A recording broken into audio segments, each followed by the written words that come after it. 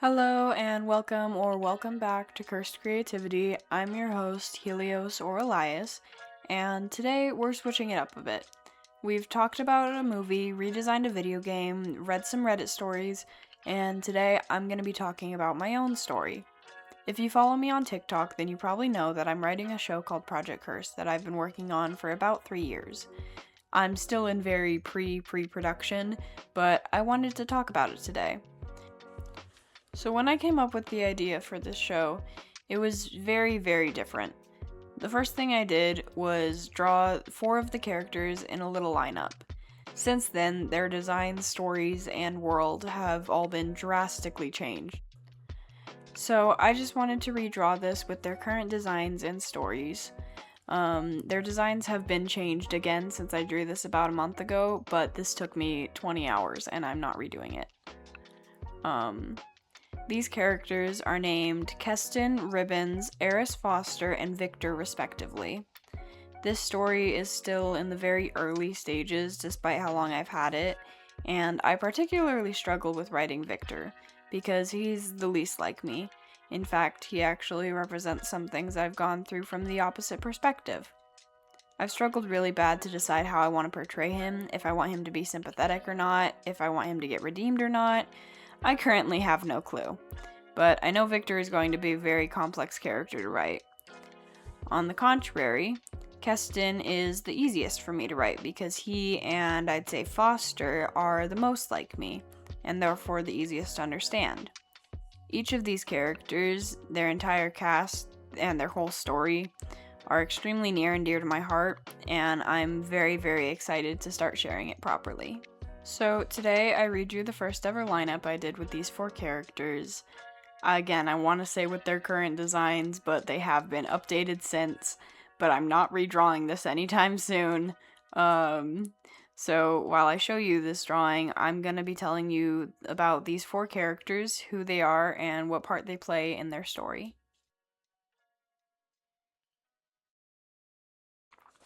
So Keston is this little white-haired bug boy.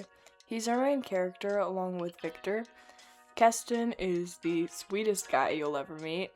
Problem with that is he's a giant people pleaser to the point of harming himself. He thrives in as close to isolation as you can get without being alone, or small spaces with few trusted people. He can be shy, but get really protective, not in that he gets really angry, but that he'll do anything he sees as possible to protect those he loves, even if it puts himself in harm's way. He has huge trust issues and struggles with staying in the present, often reminiscing on the past or getting lost in his head. It's hard for him to realize what's true and current and present, sometimes still getting confused when things are different from years ago. He really enjoys nature and tries to spend his time exploring Kaltos, which is the part of the forest they live in, and collecting plants and objects he finds pretty or interesting. He's definitely a minor hoarder, and his space is pretty cluttered. He shares this trait with his little sister Lizzie. He has a pretty low capacity for stimulation and will often retreat into things he knows are safe, such as his little camp in the rose tree forest, Blaze, Ribbons, and Victor, specific foods, biomes, and familiar settings. Despite all this, Keston is extremely strong and has incredible emotional endurance, to his own detriment. Keston represents denial as a state of grief. He can't accept the reality of the past and the present. He rationalizes everything to the point of delusion and refuses to accept how different things are, how much things are changing. He wants so bad for everything to just be easy and make sense and be consistent. Next up is Ribbons, or Raymond, our very tall bunny boy. He acts as Keston's biggest support and best friend.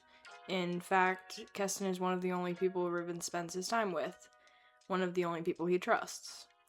Ribbons is very quiet, he avoids talking as much as possible, and he's very attached to Keston, and gets very slightly anxious if he can't find him. Ribbons can get very paranoid and spiral into conclusions about the people he cares about being in danger. He's afraid to sleep most of the time, afraid that someone will get hurt while he's out. Ribbons is very protective of the people he loves and often will try to keep them safe from anything he sees as dangerous. He'll get irrational and angry pretty easily, but he can be quickly brought back to reality by those he trusts. He doesn't really have hobbies, he just tries to avoid being alone.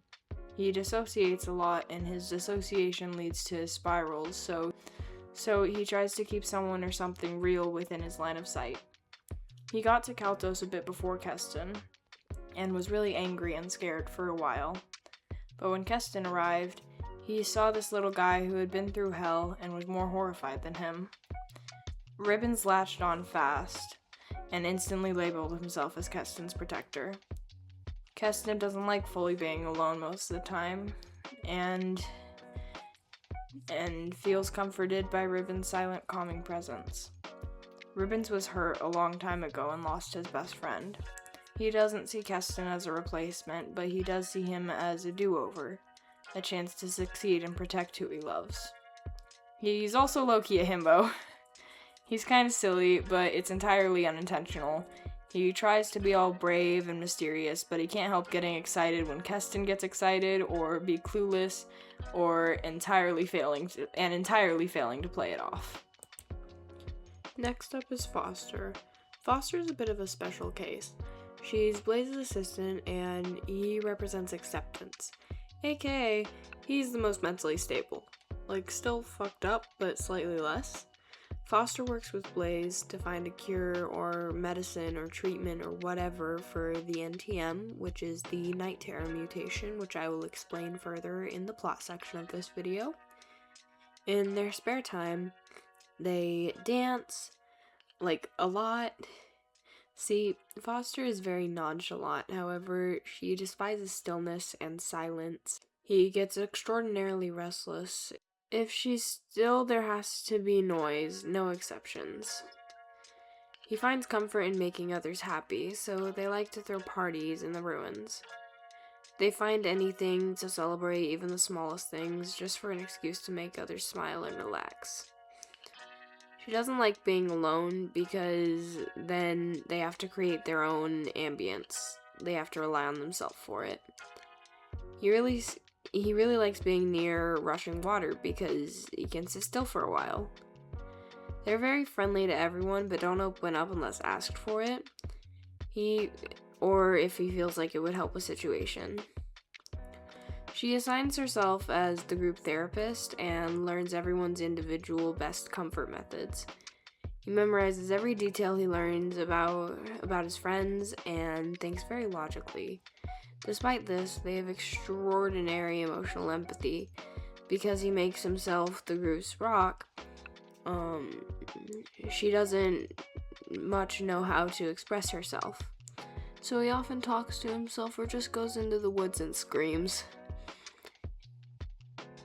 He likes to encourage the others to continue participating in their hobbies by doing it with them.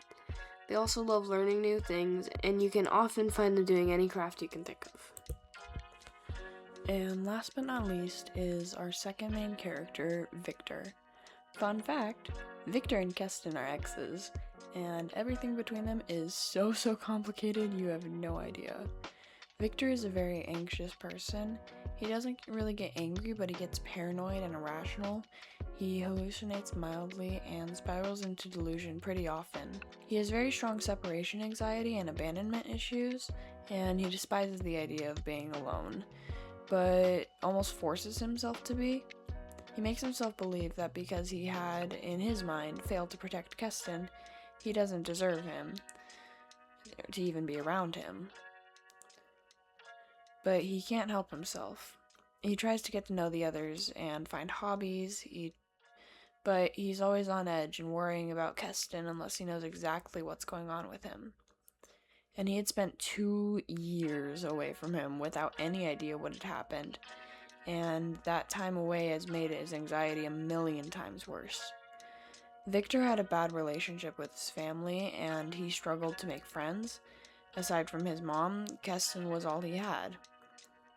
He was his whole world, and Victor wanted so bad to live happily with Keston and be his savior, but that all got pulled away from him the night Keston left. He was lost for 2 whole years. He was able to get a research job, but he hated everything about it. He spent all that time searching all of Chiron, I haven't decided how to say it yet, the city, for Keston, refusing to believe that he was dead. And one day, he found a flyer about a place called Kaltos. Something in his soul knew that's where he needed to go. And when he finally found him, he had no idea how to react, and he went into freeze and panic mode. He sees Keston thriving, having feelings for someone else, and he doesn't know how to take it. He swears to himself that this time he won't fail. No matter what, he'll protect Keston this time.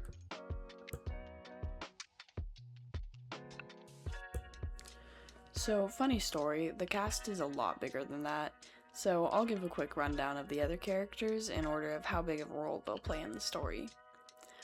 So, for starters, Blake is our main antagonist. He's a grieving middle-aged man who's lost in the illusions of needing to and being the only one who can save the world. Blaze is Blake's uncle, a goofy, slightly crazy old man with a heart of gold. He's the one who started the initiative to find a moral way to end the Night Terror mutation, which we will get back to. Nixon and Red are the other two blighted, which is what Blaze calls the NTMs because he doesn't like referring to them as their mutation. The blighted are Keston, Rivens, Foster, Nixon, Red, and not Victor. Nixon and Red are the youngest of the bunch, Nixon being patient zero, who basically started the whole story by being in a facility that was working against him. And Red is a brave little bitch who wants to expand Blaze's initiative and build camps for NTMs to be treated humanely. Lizzie is Keston's little sister. She stays in Chiron and acts as an informant for Red and the others. And lastly, Liam and Amanda. They're both dead. Specifically, Liam is Blake's dead husband, and Amanda is Blaze's dead wife. Their grief is supposed to play as a parallel, and they both play a haunting the narrative role.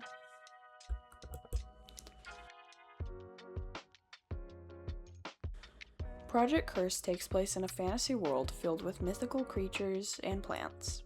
However, this world cannot sustain itself and has been slowly dying for about 300 years.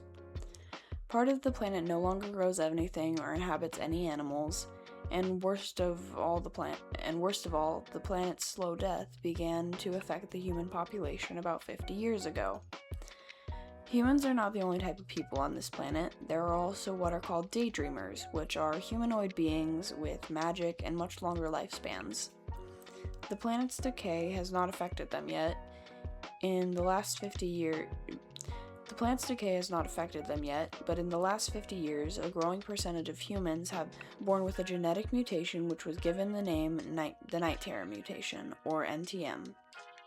The reason for this name is kids born with this mutation grow up to experience transformations, physical mutations, unstable psyches, and if the mutation fully activates, they become mindless, instinctual monsters who represent their worst fears. Night terrors are unstable, dangerous, and ruthless. They lose all sense of self and become killing machines. In current day, the NTM affects about 50% of the human population. Because of this, a new facility was built known as the Night Terror Prevention Facility, and the school system was heavily changed. The facility is where NTMs are sent once they mutate too much and seem to be a risk of becoming night terrors. And the school system was split in two.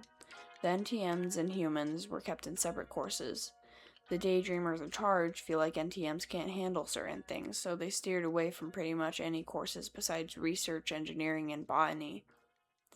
They absolutely aren't allowed in medical fields or any kind of high-stress, high-speed professions. On top of that, the unicorns have built-in beacons that monitor their locations and vitals.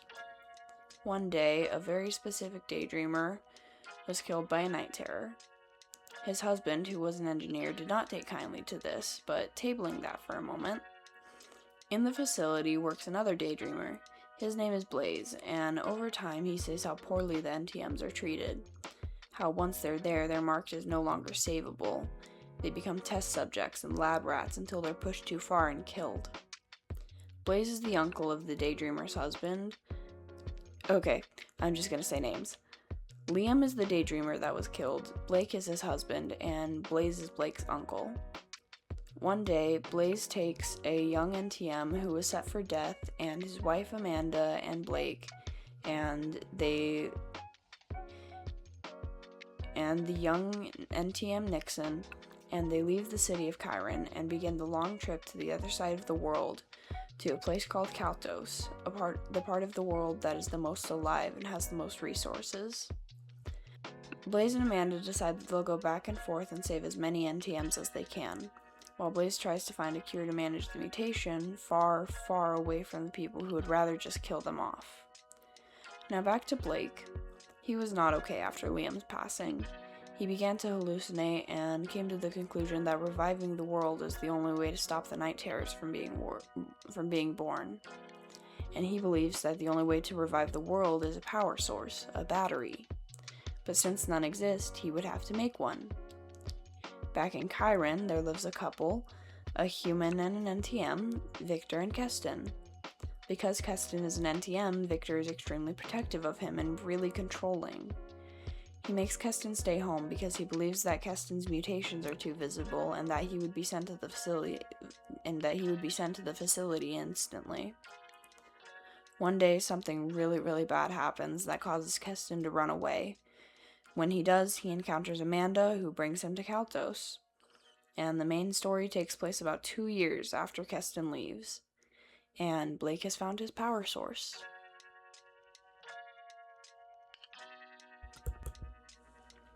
I started the story a really long time ago, but it was very different from what it is today. Because one day I sat down and I completely rewrote the story. What was once a half-baked story about wish granting is now a still admittedly kind of half-baked, deep fantasy drama in an imaginary world. The theme of the story is grief now, and each character is going to represent a different form or stage of grief. I restarted because I wasn't happy with the show, and I felt restricted by the grasp of reality and trapped in the real world. The best decision I ever made for this story was to put it in a fantasy world, because then I can use the world for the plot. I can make up plants and creatures, and I can make it my own. Another big change from the original draft is Blaze and Blake. Blaze used to be the antagonist before it was taken over by his nephew. Now Blaze is just a goofy old uncle who loves everyone dearly. The original draft and designs will always hold a special place in my heart, but this new draft I've been working on, this is what I want to create. This is what I want to do with my life. This story, Project Cursed, is probably one of the most important things in my life, and I hope to share it with you as I go through the process. I want to make this into a whole one season long indie show, and not only do I want to, but I plan to. The rest of my life and career are up for a debate. I'm only 19 after all, but this show is the one thing I know for a fact I will do. I will make this, and I hope that it can help or inspire even just one person. I mentioned this earlier, but the show will have a message about grief and how everyone experiences it differently, how it affects people differently, and what can come of it. But on top of that, it's a show about connection, romance, drama, and fantasy, and acceptance. And I'm more than thrilled to finally begin properly documenting this show's creation. I think I'll leave it there for now. Have a lovely, lovely day, and never give a paintbrush to a menace. Bye-bye.